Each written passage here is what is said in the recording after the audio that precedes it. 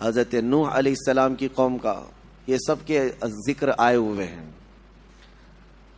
ایک بات یہاں پر ملتی ہے کہ حضرت نوح علیہ السلام کی قوم پر جب عذاب آ رہا تھا، 950 سال تبلیغ فرمائی حضرت نوح علیہ السلام نے، اور ان کی قوم سرکش رہی، اور آپ جب ان کو ڈراتے عذاب الہی سے تو وہ مذاق اڑاتے ہیں۔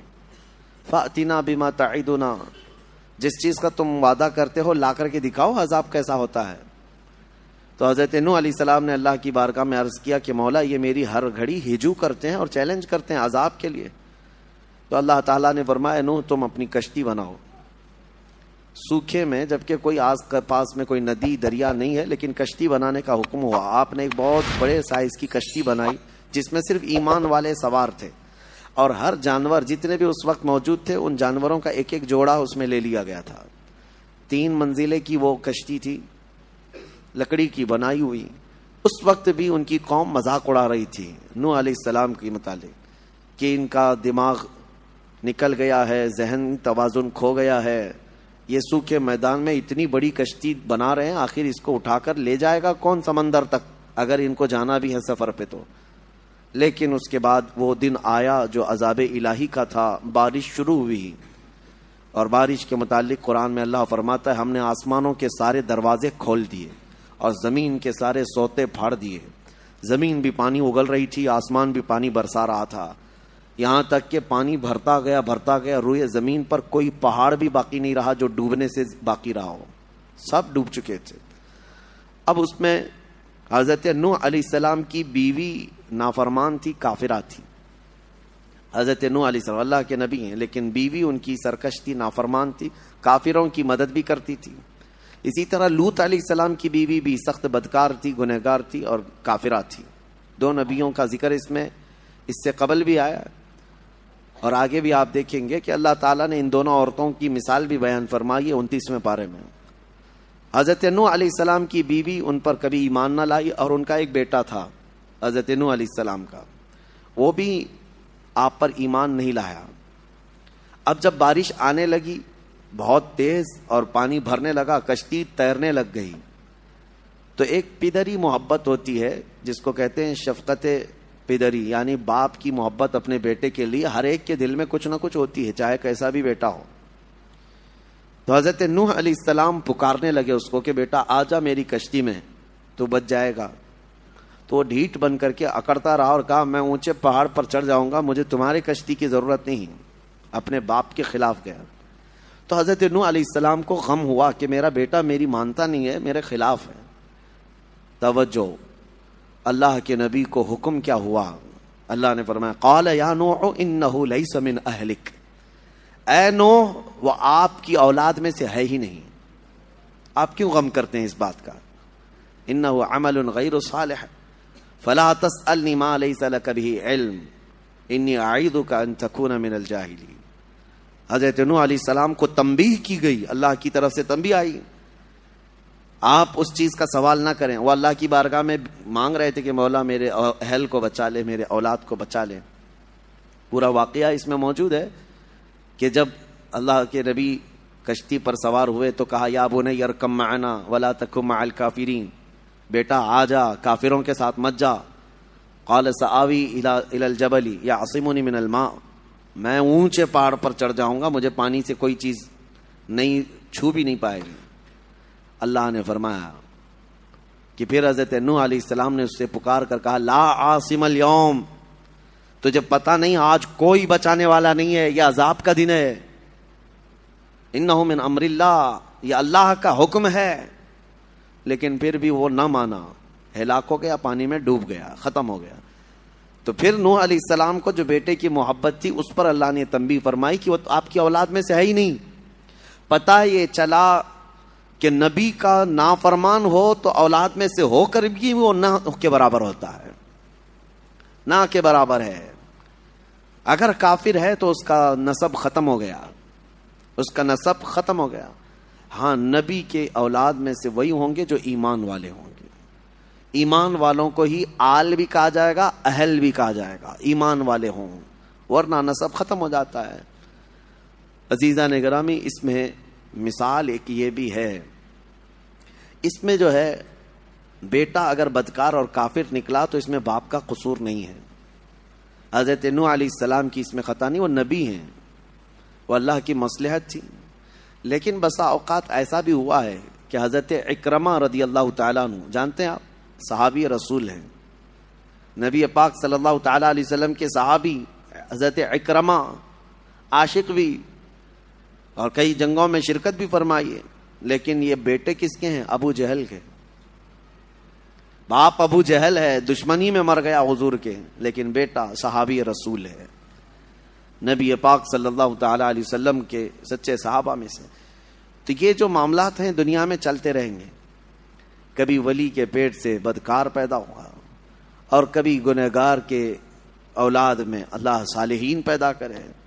یہ اس کی قدرت کاملہ ہے. اللہ کریم ہمیں نیک و صالح اولاد عطا فرمائے. اور سورہ یوسف کے متعلق قرآن کہتا ہے نحن نقص علیک احسن القصص.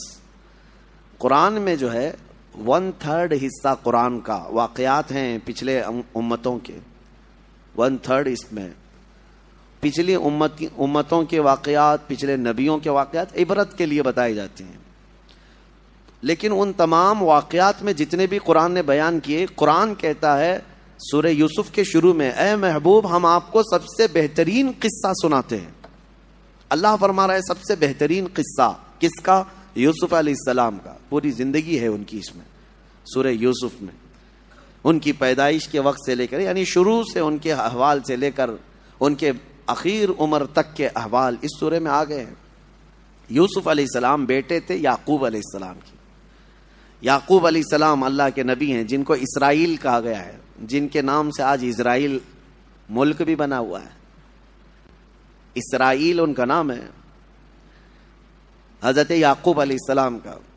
اور انہی کے بیٹوں کو بنی اسرائیل کہا جاتا ہے. یعقوب علیہ السلام کے ٹوٹل 12 بیٹے ہیں، جس میں حضرت یوسف علیہ السلام 11ویں نمبر پر تھے. 10 بیٹے اور تھے، 11ویں نمبر پر حضرت یوسف علیہ السلام تھے. جب یعقوب علیہ السلام کے 11ویں نمبر پر پیدا ہوئے، ان کا جمال ایسا تھا کہ جو دیکھتا پلکیں جھپکانا بھول جائے. خوبصورتی اللہ نے کمال کی دی تھی یوسف علیہ السلام کو بچپن سے. اور جب باپ کا چھوٹا بیٹا وہ عزیز بھی ہوتا ہے، عام طور پر فطرت بھی ہے. اور یوسف علیہ السلام اخلاق میں بھی اور صورت میں، سیرت میں بہت اعلیٰ تھے، باپ کے بہت قریب رہنے لگے. یعقوب علیہ السلام ہمیشہ یوسف علیہ السلام کو لے کر چلتے تھے. تو ایک دن یوسف علیہ السلام نے خواب دیکھا، اور وہ خواب سے ہی یہ سورہ شروع ہو رہا ہے. میں آپ کو بتاتا ہوں میرے عزیزو، اللہ جس کو سب سے بہترین قصہ کہہ رہا ہے، یہ قصہ اپنے بچوں کو سنانا سب سے بہتر ہے. قرآن کا قصہ، قرآن کا واقعہ. اور کہاں لوگ آج چور پولیس کی کہانیاں، گڈے گڑیا کی کہانیاں، اور پتہ نہیں جل پری ہور پری کی کہانیاں، جھوٹ پر مبنی کہانیوں سے بچوں کی پرورش میں کچھ فرق نہیں ہے. ہاں ان کو سچے واقعات جو انبیاء کرام کے ہیں یہ سنائیں. اسلامی تاریخ یہی رہی ہے. سیرت بھی یاد ہو جائے گی، تاریخ بھی یاد ہو جائے گی، اور ایمان بھی پختہ ہو جائے گا. ہر باپ اپنے بچوں کو، یا بڑی عمر کے لوگ جو گھروں میں ہیں، وہ جو کہانیاں سنائے کرتے تھے بچوں کو، سب سے بہتر ہے کہ وہ قرآن کے ان واقعات کو سنائیں. اللہ جس کو فرما رہا ہے سب سے بہترین قصہ. یوسف علیہ السلام بچپن میں خواب دیکھتے ہیں اور اس خواب کا ذکر اپنے باپ سے کرتے ہیں. انی رأیت 11 کوكبا والشمس والقمر رأیتهم لی ساجدین. کہتے ہیں اے ابا جان، میں نے رات میں خواب دیکھا ہے کہ 11 ستارے، 11 تارے اور ایک چاند اور ایک سورج مجھے سجدہ کر رہے ہیں. کون کہا؟ یوسف علیہ السلام. باپ یعقوب علیہ السلام اللہ کے نبی ہیں. جب انہوں نے حضرت یوسف سے بچپن میں ہی یہ خواب سنا تو کہا یا بنی لا تقصص رؤیاک علی اخوتک، بیٹا یہ اپنے بھائیوں کے سامنے مت بولنا اس خواب کو. جو 10 بھائی ہیں تمہارے، ان کے سامنے اس خواب کا ذکر مت کرنا، ورنہ وہ کچھ نہ کچھ تمہیں نقصان پہنچا سکتے ہیں. بھائیوں میں بھی حسد آتا ہے، ہر زمانے میں رہا ہے. تو یوسف علیہ السلام نے بتایا تو نہیں، لیکن حسد آلریڈی ان بھائیوں کے دلوں میں آئے گیا تھا کہ ہمارے باپ سب سے زیادہ اسی کو چاہتے ہیں، یوسف کو چاہتے ہیں. یعقوب علیہ السلام اللہ کے نبی صرف ایک چھوٹے سے علاقے میں نہیں، ان کا بڑا مقام تھا. ایک بڑی امت ہے ان کی پیروی کرتی. بیت المقدس یعقوب علیہ السلام جہاں آباد رہے، فلسطین جہاں ہے. تو بھائیوں میں یہ حسد رہا کہ یوسف علیہ السلام جو ہے یہی عزیز ہیں، جو کہتے ہیں نا سجادہ نشینی کی جنگ، دوڑ کہ باپ کے بعد میں بیٹھوں گا گدی پہ، باپ کے بعد میں رہوں گا. 10 لوگ ایک طرف ہو گئے، یوسف علیہ السلام ایک طرف. اب شیطان آیا، ان 10 کو وسوسے ڈالا کہ تم یوسف کا کام تمام کرو ورنہ تمہیں باپ کبھی چاہیں گے بھی نہیں. تو انہوں نے یہ کہا کہ کیا کریں، آپس میں بیٹھ کر کے میٹنگ کیا، کہا کہ یوسف کو جو ہے مار ڈالتے ہیں. پھر ایک بھائی نے کہا مارو مت، جنگل میں لے جاتے ہیں، کہیں جا کر کسی کنویں میں ڈال کے آ جائیں گے. تو بھائیوں نے یہ مشورہ کیا اور اس کے بعد کہا کہ پھر ان کو لے کر کیسے جائیں، ابا تو چھوڑیں گے نہیں ان کو ہمارے ساتھ. کہا ہم منا لیں گے. آئے یوسف علیہ السلام کے مانگ کے لیے، مطالبے کے لیے حضرت یعقوب علیہ السلام کے پاس. سارے 10 آ کر کہتے ہیں ابا جان ہم جانا چاہتے ہیں سیر و تفریح کے لیے، ہم تو جا رہے ہیں، ہمارا چھوٹا بھائی اگر سفر میں نہیں رہے گا تو مزہ نہیں آئے گا، آپ اس کو ہمارے ساتھ بھیجیں. ارسلہ معنا غدا یرتع ویلعب، وہ بھی ہمارے ساتھ کھیلے گا، تفریح کرے گا. وَإِنَّا لَهُ لَحَافِظُونَ، اور ہم اس کی بہت حفاظت کریں گے. یعقوب علیہ السلام نے کہا انی لَيَحْزُنُنِي أَن تَذْهَبُوا بِهِ وَأَخَافُ أَن يَأْكُلَهُ الذِّئْبُ، مجھے ڈر ہے کہ تم کہیں اس کو اکیلا چھوڑ دو گے جنگل میں اور کوئی درندہ آ کر اسے کچھ نقصان پہنچا دیا. تو بھائیوں نے کہا اگر ایسا ہوا کہ ہم اس کی حفاظت نہیں کریں گے تو پھر ہم پر لعنت ہے، ہم کیسے بھائی ہوں گے، ہم یوسف کی پوری حفاظت کریں گے. جب یقین دلایا تو یوسف علیہ السلام کو بھیج دیا والد گرامی نے، لے کر کے پلان کے مطابق آئے جنگل میں. اور آنے کے بعد تھوڑی دیر کھیلنے کے بعد 10 نے مل کر کے یوسف علیہ السلام کو جنگل میں موجود ایک کنویں میں ڈھکیل دیا. بہت پرانا کنواں تھا، زہریلے سانپ اس کنویں کے اندر موجود تھے. انہوں نے ڈھکیل تو دیا لیکن اللہ کا حکم ہوا کہ فوراً جبرائیل امین آئے، یوسف علیہ السلام کو پکڑ کر کنویں میں ایک جگہ بٹھا دیا. اور جتنے موذی جانور تھے سب کو حکم ہو گیا کہ تمہیں یہ ایذا دینے کے لیے نہیں، یہ اللہ کے نبی ہیں، ان کی حفاظت کرو. کوئی ایک سانپ نے بھی ٹچ نہیں کیا. ہاں موذی جانور اللہ کے نبیوں کو ایذا نہیں دیتے. یوسف علیہ السلام کو جو نبوت ملی وہ اسی کنویں میں ملی. چھوٹی عمر میں جن لوگوں کو نبوت دی گئی ہے وہ 3 نبیوں کا ذکر آتا ہے. ایک حضرت یوسف علیہ السلام جو کنویں میں ان کو نبوت ملی، دوسرے حضرت یحییٰ علیہ السلام بچپن میں ہی، اور تیسرے عیسیٰ علیہ السلام پیدا ہوتے ہی نبی بن کر کے آئے. یعنی یہ ظاہری دنیا میں جو کم عمر میں جن کی نبوت ہوئی، ورنہ نبوت کے متعلق میرے آقا صلی اللہ علیہ وسلم سے پہلے کسی کی نبوت نہیں. وہ اس وقت بھی نبی تھے جب آدم علیہ السلام پیدا بھی نہیں ہوئے تھے. اب کنویں میں ڈھکیل دیا، واپس آ کر کے جنگل میں پلان کرنے لگ گئے کہ اب کیا کریں گے. تو انہوں نے ایک بھیڑیے کو پکڑ کر کے اس کو کاٹ دیا.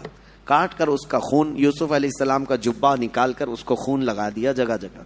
یوسف علیہ السلام کو دھکیلنے سے پہلے ان کا جبہ اتار لیا ہوگا، اس کو خون لگا دیا. اور اس کے بعد رات کو روتے دھوتے اپنے گھر آئے اپنے باپ کے پاس.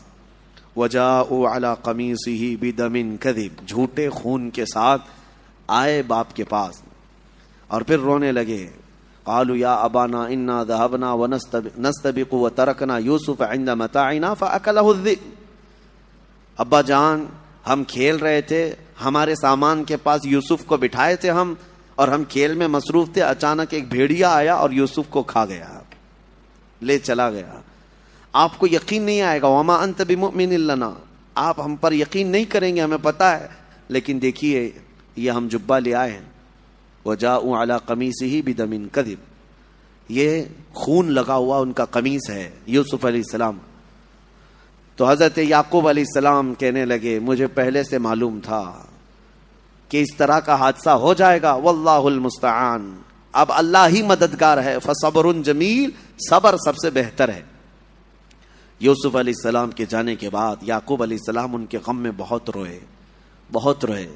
اپنے بیٹے کی یاد میں روتے روتے ان کی آنکھیں چلی گئی، بینائی ختم ہوئی یعقوب علیہ السلام کی. اب انہوں نے جو کام کیا صرف حسد کے مارے کیا، اپنے بھائی کو کنویں میں ڈال دیا. یاد رکھیں میرے آقا صلی اللہ علیہ وسلم کی حدیث ہے من حفر لاخیہ حفر اللہ لہ، جو اپنے بھائی کے لیے کنواں کھودتا ہے اللہ اس کے لیے کنواں کھودتا ہے۔ ہاں، یہ صرف یوسف علیہ السلام کے بھائیوں کے ساتھ ہی نہیں ہوا، آج بھی یہ فارمولا ہے۔ اگر آپ کسی کے لیے گڑھا کھود رہے ہیں، اللہ آپ کے لیے کوئی گڑھا تیار فرمائے گا جس میں تم بھی جا کے گرو گے۔ کسی مسلمان کو پھنسانے کی کوشش کرنا یہ گڑھا کھودنا ہے، کسی مسلمان کو کہیں گرانے کی کوشش کرنا یہ اس کے لیے گڑھا کھودنے کی طرح ہے۔ یہ فارمولا آج بھی چلے گا اور قیامت تک چلے گا کہ جو اپنے بھائی کے لیے گڑھا کھودتا ہے اللہ اس کے لیے گڑھا تیار فرماتا ہے۔ اب یہ آئے حضرت یعقوب علیہ السلام نے یہ کام کس کے لیے کیے تھے؟ کس لیے کیے تھے کہ یوسف ہٹ جائے گا تو ہم باپ کے قریب ہو جائیں گے۔ الٹا ہو گیا، یعقوب علیہ السلام نے ان 10 کو دور کر دیا۔ دوستو، حضرت نوح علیہ السلام کی قوم کی کہانی ہمیں صبر، ایمان اور اللہ کی طرف رجوع کرنے کی اہمیت یاد دلاتی ہے۔ اگر آپ کو یہ ویڈیو پسند آئی ہو تو ہمارے چینل کو سبسکرائب کریں اور بیل آئیکن دبائیں تاکہ آپ ہر نئی ویڈیو فوراً دیکھ سکیں۔ Thanks for watching.